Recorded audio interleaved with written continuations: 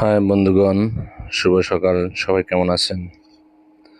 আজকে আপনাদেরকে দেখাবো ভিয়েতনামের কিছু দৃশ্য। আপনাদেরকে দেখাবো যে ভিয়েতনামের পর্যটক কেন্দ্রগুলা কত সুন্দর, কিভাবে তারা সাজানো গুজানো করে রাখে।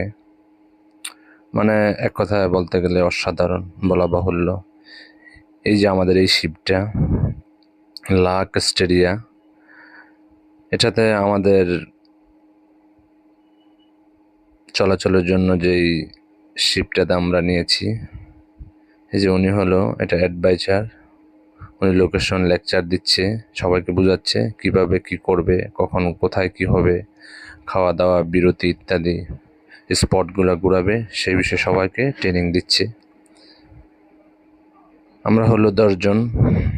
এটার মূল নেতৃত্ব হলো আমার শ্রদ্ধা ভাই হারুন ভাই। উনি খুবই ভালো মনের মানুষ। ওনার সাথে যতগুলো ট্রাভেল করেছি খুবই ভালো। এটা হলো শিবের ভিতরে, দেখুন আমাদের রুমে ঢুকে মনে হচ্ছে যে বাড়িঘরের পরিবেশ এত সুন্দর না, মানে বোঝা যাচ্ছে না যে এটা শিবের ভিতরে আছি। এত সুন্দর পরিবেশ আর এত সুন্দর ভিউ, যা বলা বাহুল্য। দেখুন, একটা 5 স্টার হোটেলে যা কিছু দেয় ওই শিপটার ভিতরে সব কিছু আছে।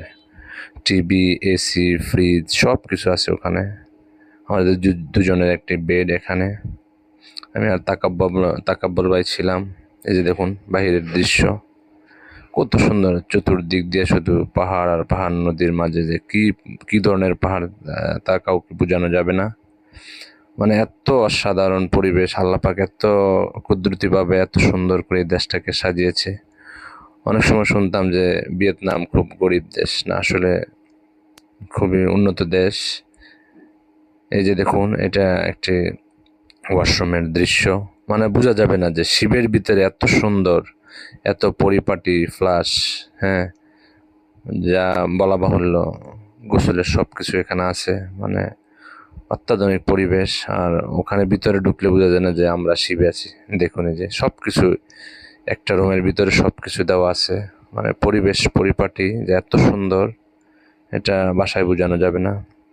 বারে বারে মিস করি ভিয়েতনামের সফরটাকে, এবং খাওয়া দাওয়া, কালচার, মানুষ, সব কিছু, অল এভরিথিং গুড ফাইন। এই যে দেখুন টিভি আছে এখানে, টিভিতে ওয়াইফাই কানেক্ট করা থাকে। অথচ এই